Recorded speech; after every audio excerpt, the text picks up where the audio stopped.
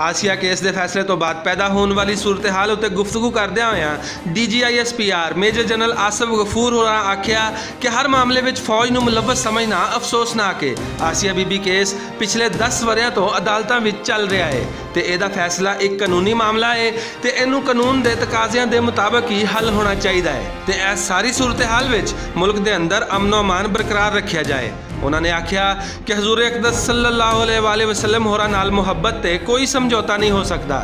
इस्लाम सानू अमन दरगुजर ते मुहब्बत का दर्स देंदा है ते मुजाहिरीन नूं चाहिदा है कि सानू ऐसा काम करन ते मजबूर ना किया जाए जिहदी इजाजत सानू आईने पाकिस्तान भी देंदा है।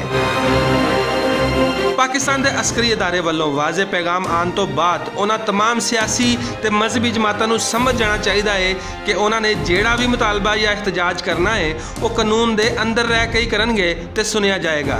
जे किसी ने कानून हाथ में लैन की कोशिश की तो फिर मुल्की सिक्योरिटी इदारे अपना फर्ज जरूर पूरा करनगे।